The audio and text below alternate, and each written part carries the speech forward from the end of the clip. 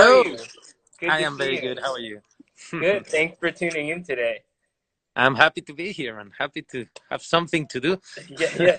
Looks like you got some nice weather. It is very nice here. It is nice in Mexico. I'm in Mexico City at the moment, confined in the south of Mexico City, which is where I grew up. It's lovely. It's kind of like see lots of trees and really Wow. green. It's not what you imagine when you hear Mexico City. It's not what you imagine when you hear quarantine or self-isolation either. It's nice that you Exactly. have some. I have to say I'm very, very how do you say? I am very lucky to be in such a beautiful place, and the best. I'm gonna start saying this because it's why I look so happy in such weird times. My kids had the virus long ago, and they just were allowed to come home.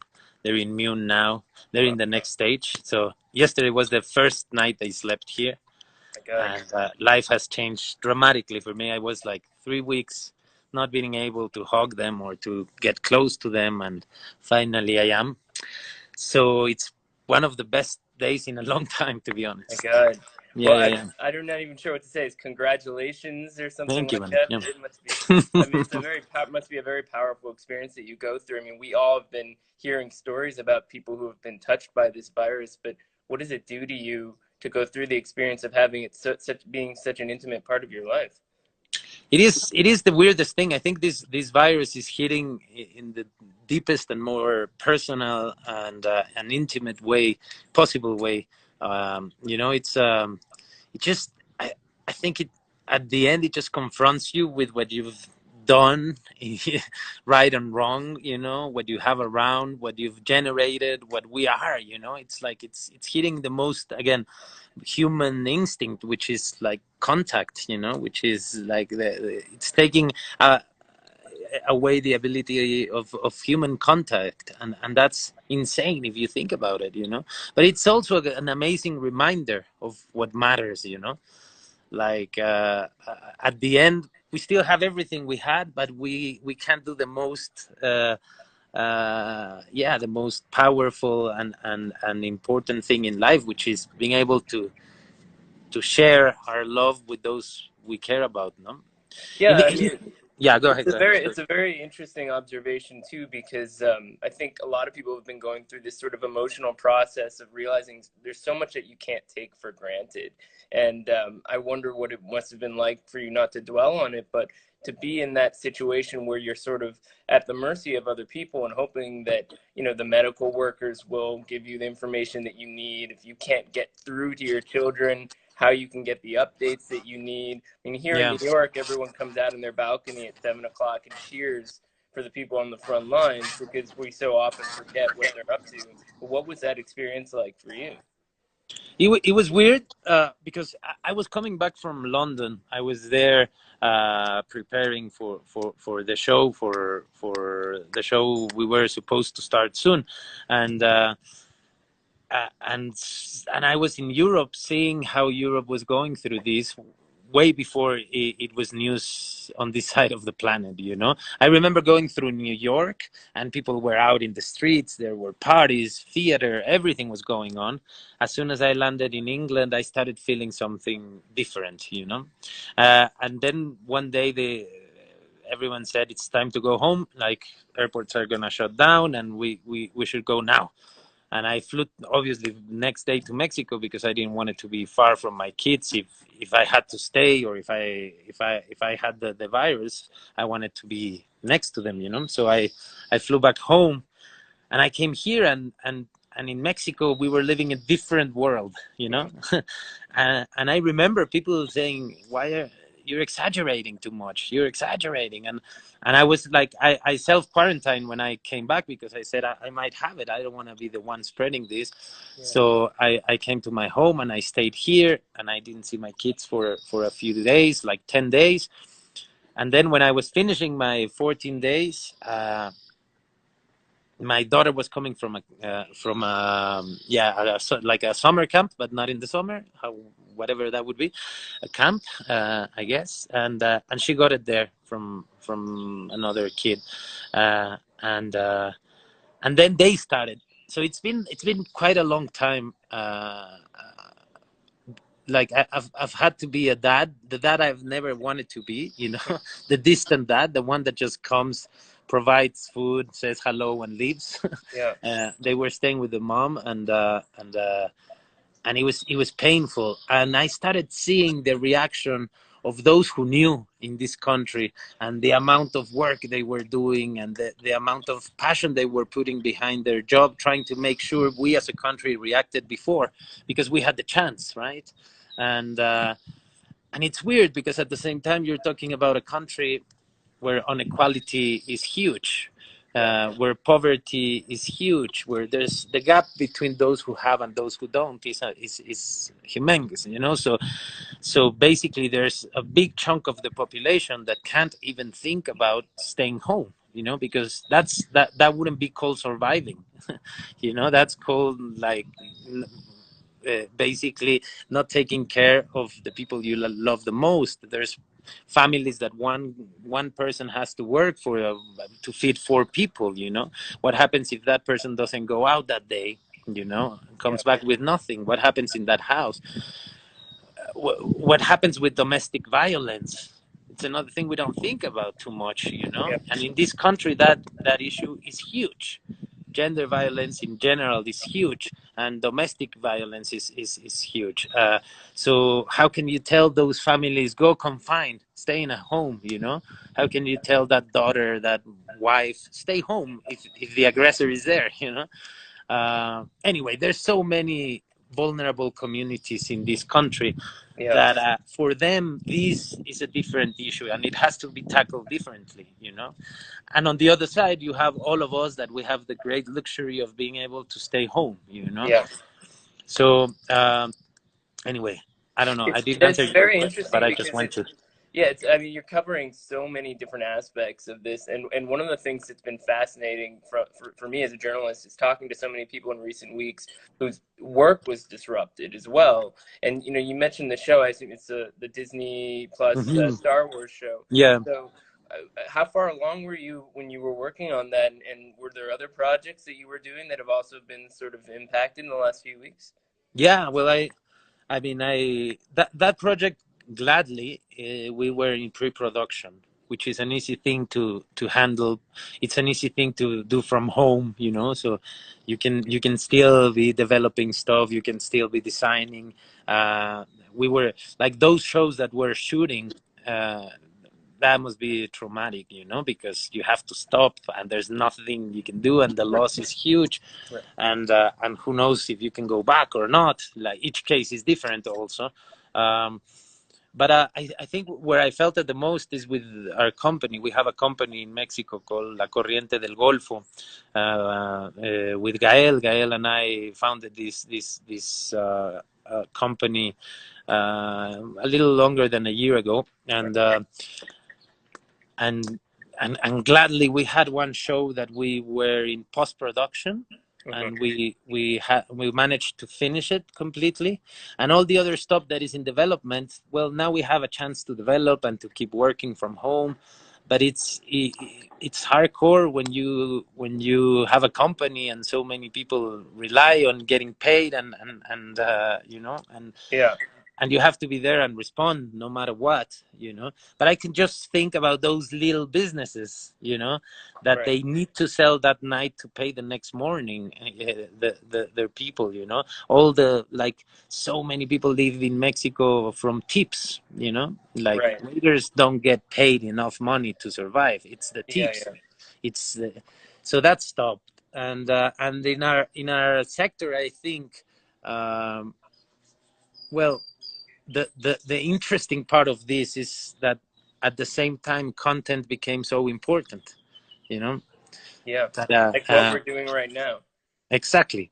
And what's going to happen in the next 4 months, and in the next 6 and 7, and how the way people relate to the stories they get told, you know, to cinema, to Right. TV, to how are they gonna relate from now on? Right. You know, that's also something we don't know how it's Yeah. gonna Yeah. change. It's like how's like yeah, the relate to content. How is that gonna change now that you know how much you can do from home? Are you Right. gonna go back or Yeah. not? Oh, yeah. You know, like so many people are taking yoga and Pilates Yeah. lessons from Yeah. home. Are you ever gonna go back to the gyms? Yeah. Are the Yeah. gyms over or not?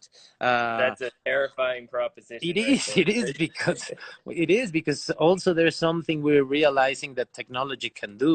Yeah. You know Yeah. that Yeah. that we were missing or and I mean, what is I come from theater, man. So theater, cinema. What's gonna happen? Yeah. What's gonna happen? Is people gonna still sit down next to each other without having to cover themselves and go Right. crazy? Well, you touch on a really important point too about just how much content has become important because one of the things that's happening is everyone's staying home and they're watching things more than ever before. So More than ever. curious to know what are you watching? Have you been binging series or watching old movies or what's been on your list? Yeah, I'm very slow, to be honest. Like I live like 10 years behind. I'm like if still if people ask me what's your favorite show, I still say The Killing, The Wire. Uh, you know, it's I'm slow. I've tried so many. You know what has been great for me? Going back to Flight of the Conchords. Oh Um, wow. I was like trying so much stuff and not getting past the first and second episode, and it's because of my emotional state, I guess, that I cannot. I remember Yeah. in London one day before we we were told it was time to go home. I tried to watch Chernobyl, and it was such a big mistake. Couldn't sleep Terrifying, right? that night. Oh man, terrifying. And I was seeing like the reaction of so many governments to COVID-19 Yeah. represented on that show. You know, that beginning of the show where the authorities say no, nothing's happening, everything is under control. You know, it sounded so much like what we were living in many Right. countries. Right. Uh, but yeah, to me, today life is about. I love cooking gladly because I spend a good 60% of my time either cooking or washing dishes. I I try to read. We in the company we keep working from home, so all the stuff that we can develop and do, this is the time for us to do it. Wait, And you then can't tell me that you've been cooking and not tell us what you were cooking. oh yeah, that I can tell, man. I finally do my own like pasta, pizza, bread, all that stuff. I'm really curious now on Indian food, exploring with spices. Uh, I'm obsessed with cooking, to be honest. Interesting. And I have Yeah.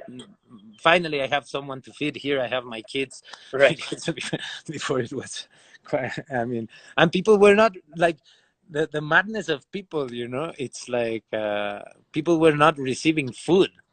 Like, oh no, we're not receiving food Right. now, and you go like, what? What do you mean? It's cooked. It's like I can tell you, leave it outside for a day and eat it the next day. It's nothing's gonna happen.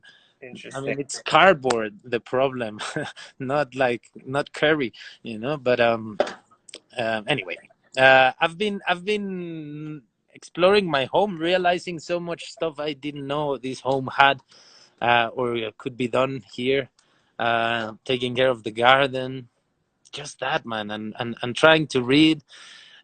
To be honest, the first 2 weeks I spent most of my day investigating about COVID and everything happening because of my kids. I wanted, like, I knew I couldn't be calling the doctor, you know, every time I had a question because the Right. doctor was saving lives in a Yeah. hospital, you know.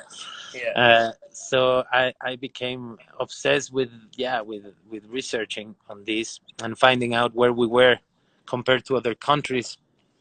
And then I have an organization here called El Día Después, the day after, and it's what we basically do is we work connecting like other civil organizations, movements, stuff happening with regular people that are wanting to help in some way, you know. So we created a whole thing called Mi Barrio Me Respalda, which translates like how do you say, my neighborhood responds for me or is there for me, something like that, Mm-hmm. where you basically go there and find out which organization is working the topics or the communities you care about and how to support them. And that's been a really nice thing to do all this time, that I, you know, like that I understand I live in a country that cannot do what other countries were doing before, you know. Right. So Well, this brings up something else that I wanted to ask you about. It goes back to the earlier days of your career, but you know, a lot of people may be familiar with you from some of the bigger projects you've done, especially in the United States. And the nice thing about this format is, you know, we see so much that you are still very much in Mexico. You live where you grew up. You know, you have a very close tie to the culture and the community in spite of other projects you do outside of the country. And from a representational standpoint, that's always been a really important side of what both you and Gael have done since Y Tu Mama Tambien really broke out. And one of the things I think is very interesting about that is that if you go back to when that film was first released and sort of the popularity that you two both found as a result of it, it was a very different climate than what we're in right now. And so one of the things I was wondering was, you know, I remember we saw each other at the Oscars 2 years ago when you presented to Roma, and you were very excited because you were presenting and you were going to get to speak Spanish on the stage. And I was thinking about how interesting that is, because there must have been a point where you realized the value of using the platform you had as a platform for Latin American culture. And I was curious to know sort of when that moment first sort of occurred to you that this was a real opportunity to do something on that level beyond, you know, your acting ambitions. yeah, I think it took me time to realize, but it was a that what I found was needed is a change of perspective, you know. Like an easy way to say it, you know. I remember when I went when I was 20 to the States, and I started meeting people, and they said, "Oh, you have to go a dialect coach. You know, you have to change your accent. Yeah. It has to be more neutral. You have to clean up your accent." That's the word they used to back in the days, and I was like, why would I clean it up? What is it that needs to be cleaned? You know, it's like it's perfect. It's what it is. It's the accent of someone that has the background I have. But I guess it was for me. I never went to the States to try to make it happen. You know, I was making it happen in my country, and someone in the States looked at that and said, "Oh, that we need that too, you know, this story needs someone like him, let's bring him." And suddenly stuff was changing to the point where they could be like, "Oh, I want that guy in my film, can we make sure this character fits him?" You know. And it's basically, it's just that, it's like for many years we bought this idea of like we have to go there and become them, you know. Like you could hear actors going like, "I want to do what this other actor is doing," and you go like, "No, that's impossible, because that other actor is from Australia or from England or from the States." Like, you know, it doesn't mean the same. It's Right. not the same. So for me it was really important to be clear that what I wanted is the chance to represent our stories for a bigger audience, you know, not leave our stories behind, which is what many did before, you know, and I think the big mistake. And today, this is the beauty of the world we're living in today. It's like people are curious for the rest of the world more than ever, you know. Yeah, And yeah. there's room for us to go there and be very specific. And specificity, I think, at the end is more universal than anything, you know. Yeah. When you feel they're trying to make it work for you to understand, when you think it's already, like, you know, it's already passed through a process that makes it easy for you to understand, you like, people love to be challenged. and audiences want to be celebrated as intelligent audiences, you know, as people that are capable of finding out what, you know, what you are showing there, and the, yeah, enjoying the mystery basically, you know. And I think all the change didn't come because of what we didn't come because the people making the choices on top of this pyramid changed. Is because audiences were heard, you know. And I think that that's the big difference today with all these gadgets and all this stuff. Suddenly audiences have a point of view, have a chance to send messages, you know. And the message is we want to see our stories there, out there. And that's what I found is very different today.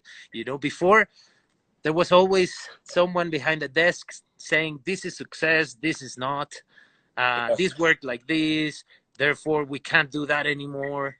Now that's not true. Now we know. Now I Yeah. can go on the internet and find out if my show was successful or not. Now I can talk to you and look at your eyes. Normally Yeah. you would be talking about my work without us having this chance to interact and to know Right. each other. Right. So I think even though we still live in a very hierarchical industry, audiences are stepping up and up in terms of the power they have, you know. Yeah, and I think the crossover effect of Y Tu Mama Tambien was one of the first real indicators of that. It's sort of fascinating. I mean, I rewatched the film maybe a year or two ago, and it was amazing to me, you know, how radical it is, the way that it deals with sexuality and friendship and different generations. It's you know, 20 years on, it still feels very much like a timely film. And we asked people online to submit questions to you today, and multiple Amazing. people were asking what was the most interesting aspect of working with Alfonso. Everything, because it's a very personal film for him. I know Alfonso for a long time. I guess the first time I remember him, I was around, I would say, 6 years old, and my father was a set designer on a film Alfonso was first AD, uh, and uh, and since then, I mean, it was a guy you could. How do you say, a guy, the kind of guy you always see in the room, you know, the one that doesn't go unnoticed.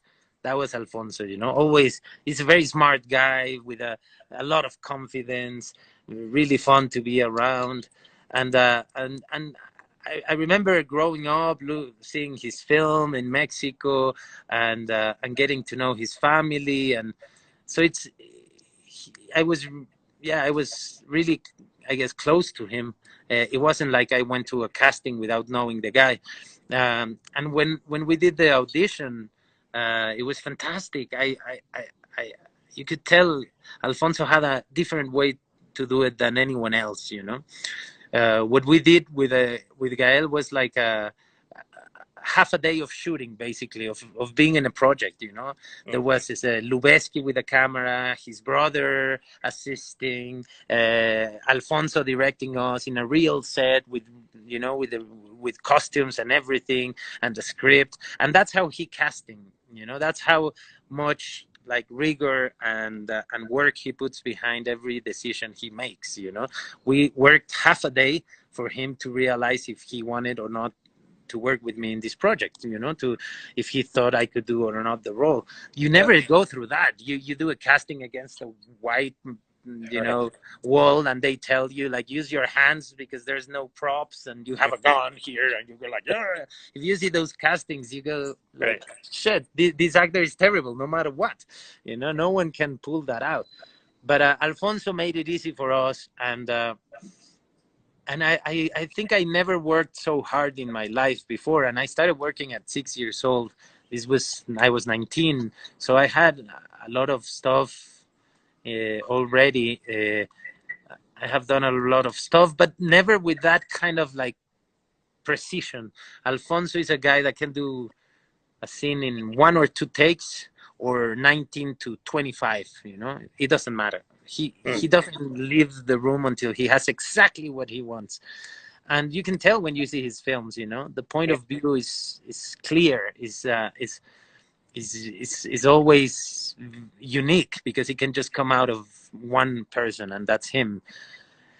And in Itu Mama, it was lovely because he became somehow a charolastra with us. He was one of the characters. Yeah. At least through the whole process of rehearsals and shooting, he had the energy of the characters. Hmm.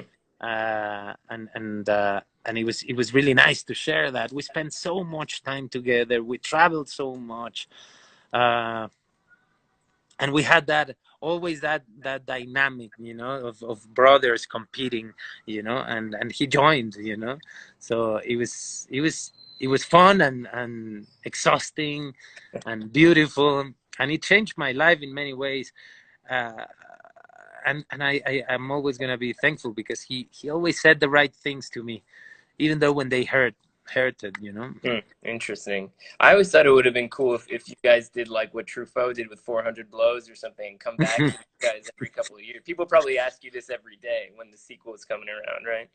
A few times we've talked about it. It always happens when we are in a party or in a festival and we go like, this was amazing, traveling together for a whole year. We had so much fun. Let's do it again.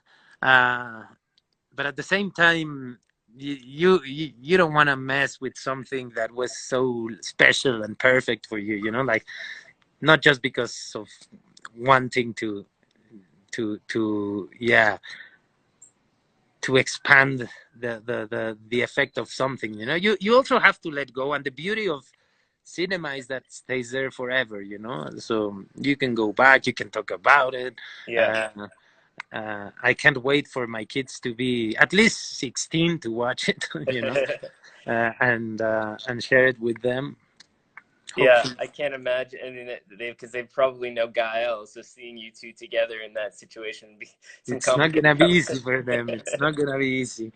I like over there downstairs in my studio. I have so many films like hidden from my kids, locked for the next 5-6 years still. And others that will never come out of that place because they're just terrible. So. The Diego Luna archives, I love it. Exactly. So we have a really good question from Instagram. I think you'll like, from a woman named Sarah Corrigan, who asked, "What's a lesser known film you worked on and enjoyed that you don't get to talk about as often?" The last film I worked that I really enjoyed and I don't get to talk about it. Yeah. You know what? It's not the last, sorry, but it has a lot to do with the moment, and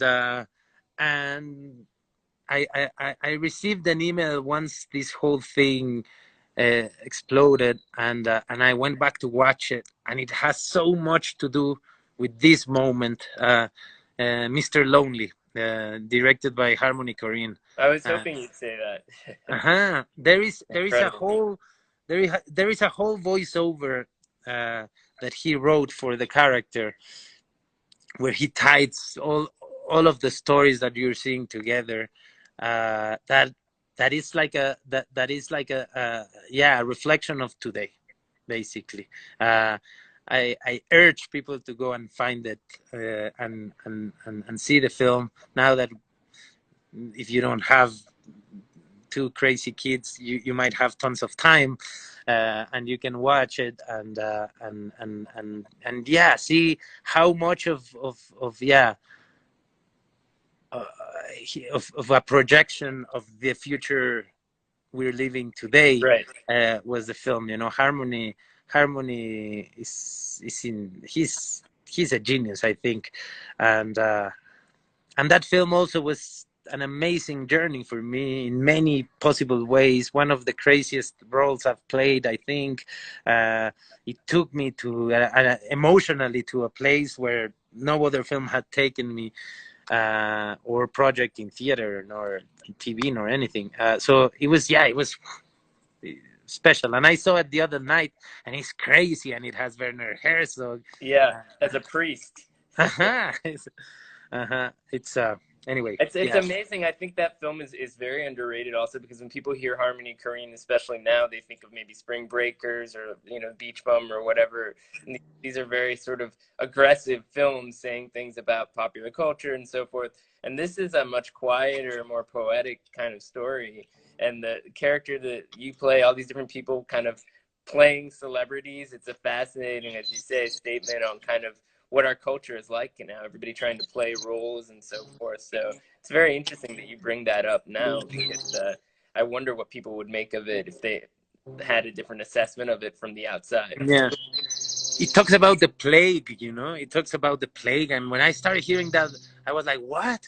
And it's like, it's talking about the what's going on with this world that we live in. And it also talks about people wanting to be somebody else, and now that everything is like these characters we create for social media that Right. kind of represent us, that if I put the camera here it's okay, if I put it here, no, it has to be here. Like you go like, shit, this was can you say, does the word premonitorial exist? It's like he had a premonition. Yeah, it probably works.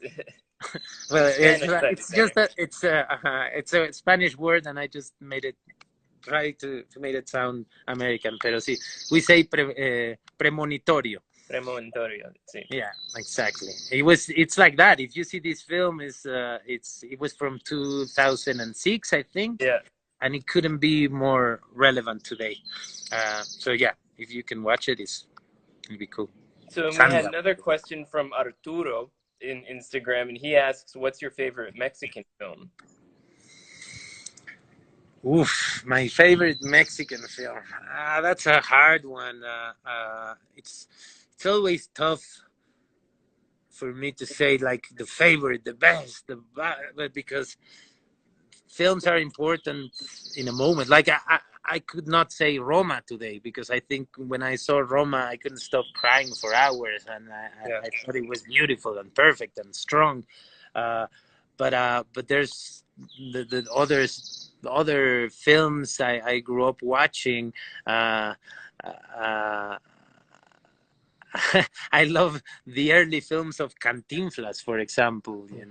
It's like watching, like for a kid somewhere else watching Charles Chaplin. That was the films I watched when I was a kid. The black and white stuff of him is amazing.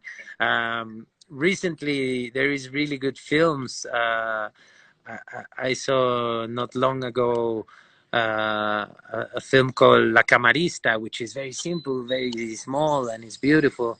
Gladly, we have great filmmakers in Mexico. If you see the work of Amat Escalante, of I mean, there's so many. I don't have a favorite one, but I would say these days, while I'm confined, I go back to Cantinflas and put those films that are really funny and yeah. Probably some Americans who are watching will go look up this stuff now because it's not widely screened in the US.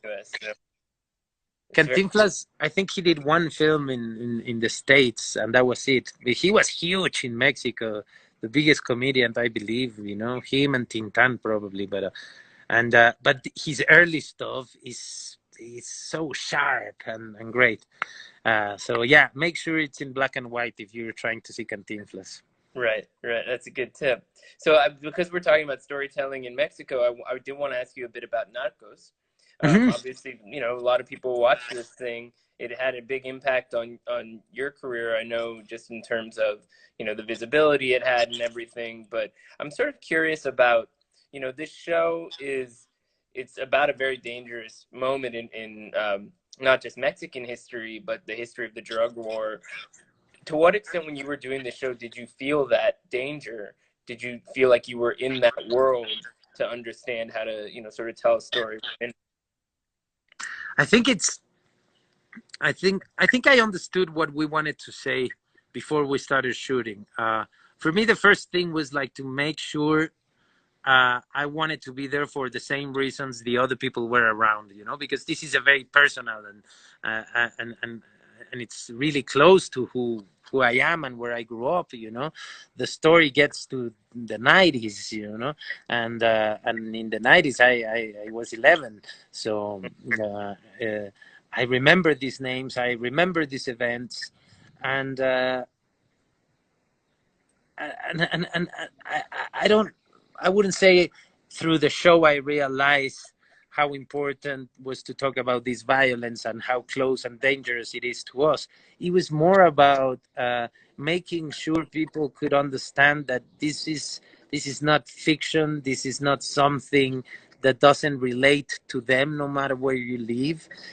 For me, it was more about sending the message out there. I always felt uh, in Mexico, like protected by this. To be honest, by the story we were telling, because the story already happened for us, and we all knew it in this country. It's not that we're putting out something out there that no one knew, and therefore it's very dangerous.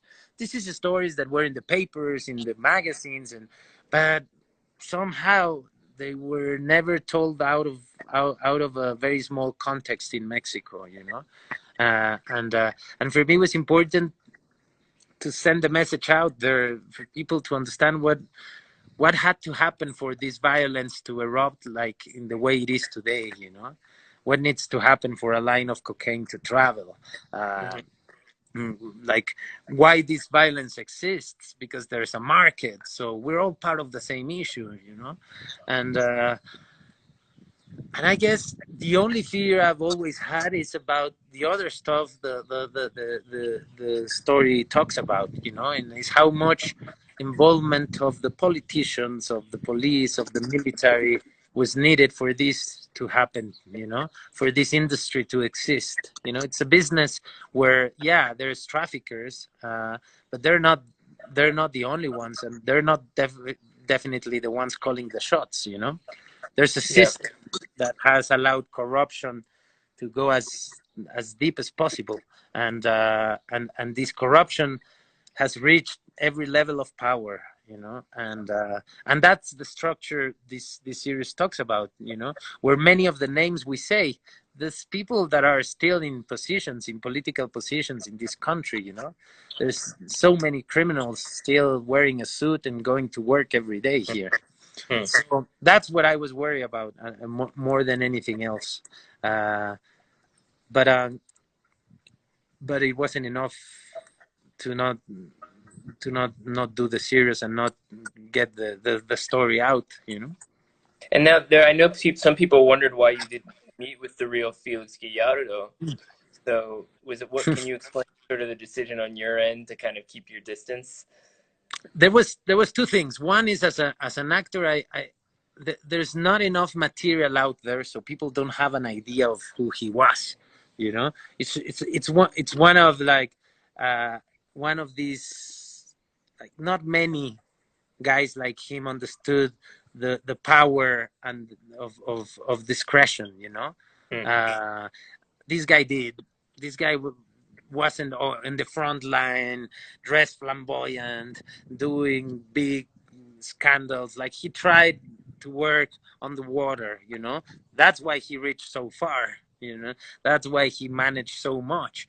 But if you go and research, most of the stuff that comes out is about when he was caught. Not his early days. Like, so as an actor, I had some freedom there to create a character from my own perspective. Then the other thing is, this time of history is very well documented, very, very well. There's so many books, there's so many articles. The research was very juicy.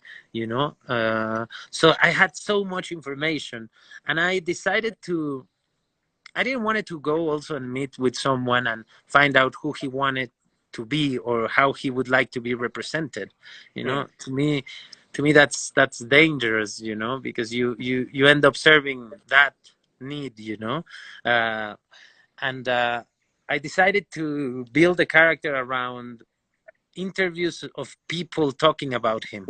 To me, you're probably never gonna tell me very deep secrets about you, but your friends will, basically. So there's so much stuff about people talking about him, about when they met him, about how they worked, about. Uh, so I said I'm gonna take all of that information and create from there, and then understand the context. Most of my research was about the Mexico he lived in. Therefore, to understand what was possible, to imagine what was possible and what an everyday action would be like, what was fear, what was like, because it's not related to the Mexico I live in, After that time, Mexico has changed dramatically. Yeah, yeah, of course. I've been through that with half my family's from Colombia, as you know, and the same kind of a thing with everybody assumed because of what happened in the 90s that if you have some family in Medellin, you must have a drug connection or something. Yeah. But, it's a different world now than it was during that moment. So it Totally. must be interesting to look at that contrast as an actor as well. And I also wonder if you've ever thought about coming back. I mean, have they talked about, could there be another season for this character? I don't know. I mean, not for now. Not for now. No. I was, I was. It was very intense, to be honest. Very, very, very intense for me. At the beginning, I had a lot of fun, and then started to be really heavy. It's strong material, man, and they. I mean, I love the way the series shoots for quite a long time, because you managed to do great stuff and you were not in a hurry. But at the same time, like, I'm so glad I have my life back, and I'm yeah, I need a rest. It was those 2 years were really intense for me, and that is, it's like, because I don't do that job and then go back to my house somewhere else. I live in Mexico. I still deal with these news. I still live with the result of what happened in the 80s and 90s. I still have to deal with that every day of my life. So yeah. But it must have been now. interesting going off to do the Star Wars show. I mean, that must have. At some point it will be a huge time investment. If you had to be in the UK, I mean, what sort of expectations do you expect? Do you think that will have for you? Well, it's I don't know. I remember. I remember the shoot of that film as the time I was experiencing the most freedom, in quite a long time, in every possible way. Because first of all, I was doing a show that had a connection with with my love for cinema, with my early stages as audience, Yeah. And I wanted to be there, and also the way it works, because it is pretty much, at least the one I participated in, it's a homage of the early films, So we shot like back in the day with the stuff there. Everything was real, no green screens. You were relating to the creatures, to the ships, to the everything, So it was a lot of fun as an actor. I also have another story, because my mom was British, and I've never lived in England in my life. She died when I was really young, and I grew up in Mexico. I go back and forth and visit them every once in a while, but having to live in England for a little while was amazing for me, to reconnect with that part of my history and my mother, basically. That was beautiful too. And then also, it's like the freedom of, like, whatever you try to do, you can do, right? Because you have the resources, the time, the people around. It's all very talented people that are the best, basically, in what they do, and you have the chance to aim far, and that was fun too. And then also, when I go back to my life, it gives me the freedom to convince people to do the stuff I want to do, because now you mean something else, basically, and that's also freedom, I can come and do a small theater play for 6 months that I really want to do, and people say, yeah, please, let's do it, go ahead, and they join. So I think it has changed in in a very positive way of my life, you know. Interesting. And This whole what can project. you tell us about the show? I mean, given that Rogue One ended not so well for your that character. I mean, I know that they're making you look younger or something like that. I mean, I is it love making going to be jokes like? about this because I can't really talk, and Oh they, no. you know, they are. So what I do is I joke about it, hoping no one takes me seriously, because it's, yeah. But the thing I can tell you is that, which I think it's a nice challenge. It's a good way to approach a show. Is like, what happens when you already know the ending, you know? Then you have to find, everything is in how you tell the story, how many layers you can find, you know. Like, this can't be a show where at the end we surprise you with, oh no, it wasn't him, or like, no, we already Right. saw the ending. but Yeah. but Yeah. it, but if you think about it, Rogue One started with the same task, you know.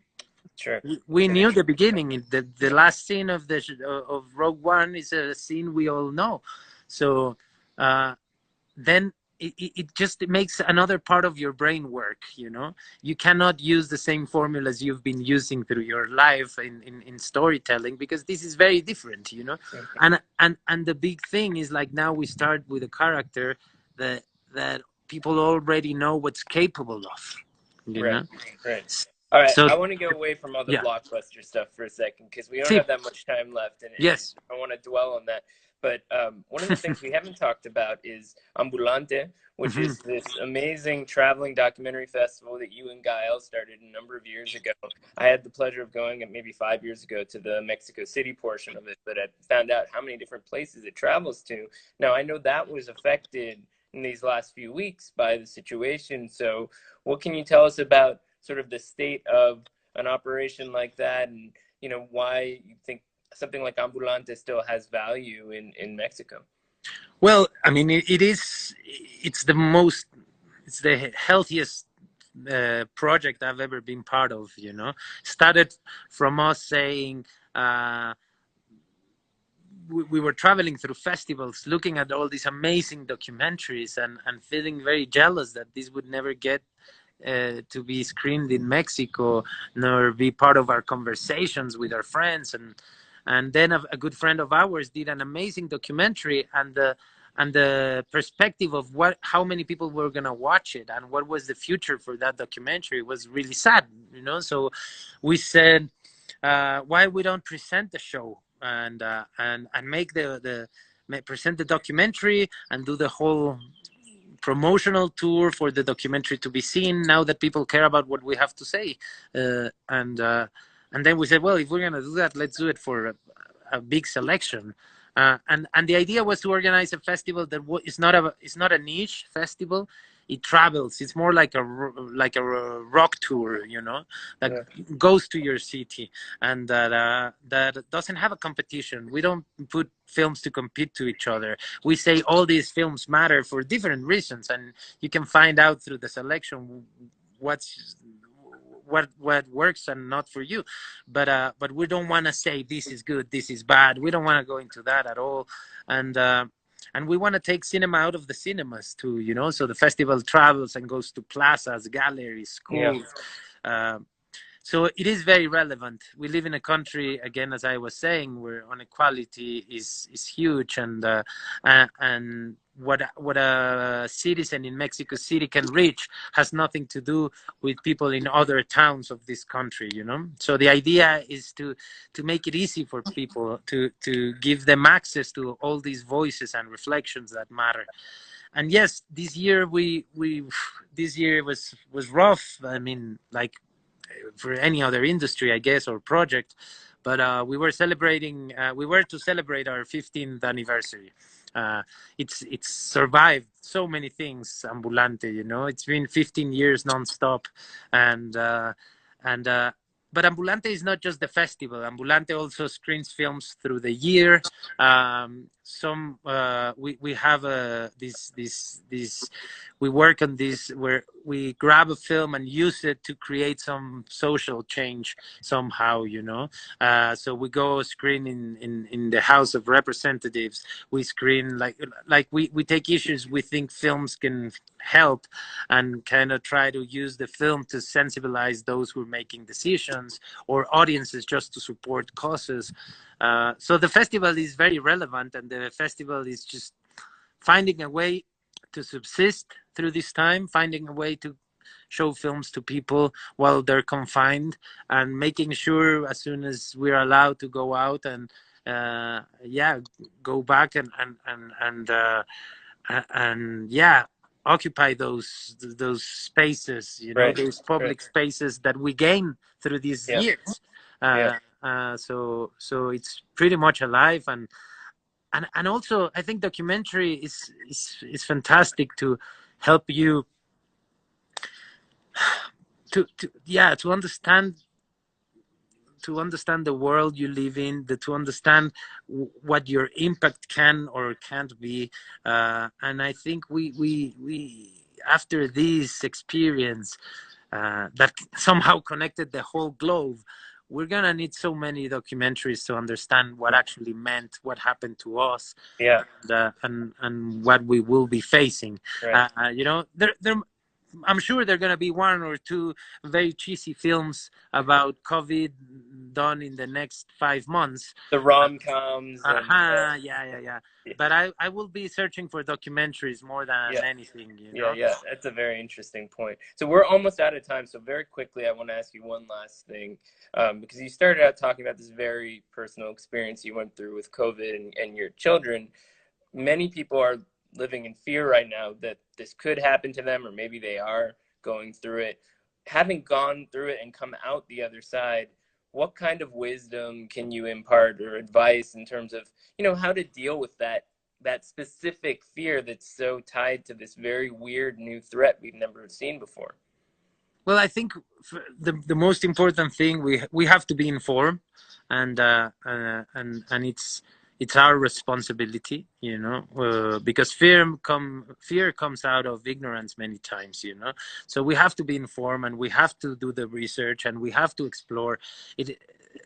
So many have gone through this that there's so much for us to learn, you know, already.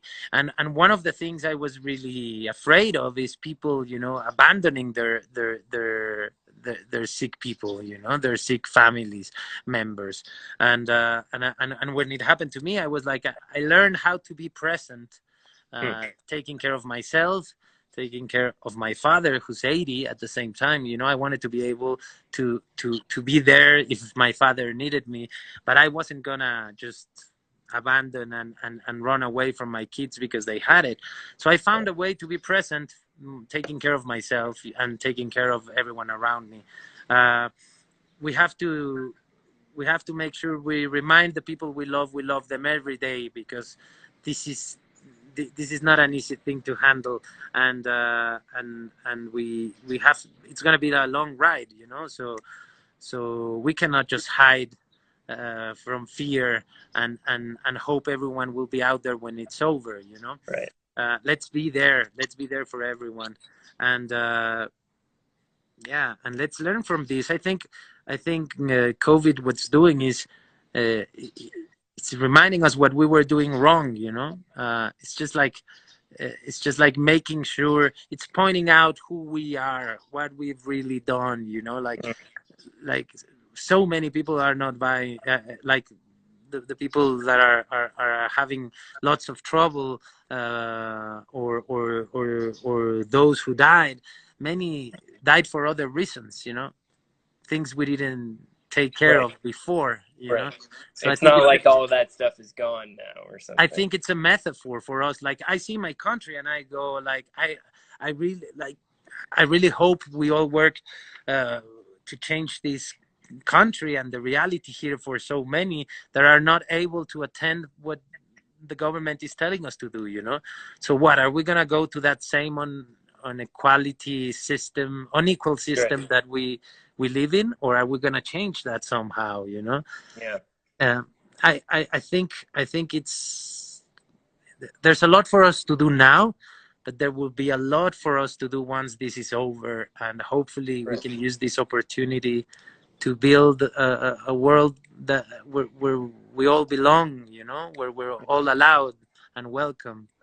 Well, Yeah. Diego, thank you for this very positive note. I think a lot of people appreciate hearing these things, and really appreciate you jumping on at this moment in time, especially given what you've been through the last few weeks. Hopefully, it's inspiring to people. But good luck with everything and Thank you, man. whatever the next few months bring. Good luck in the kitchen and with your viewing parties, and we'll stay in touch. Maybe we'll have you back here in a few weeks to check back in. Let's do it, definitely. All right, good to This was see you. fun. Ciao, man. A lot of fun. Ciao. Bye bye. Bye.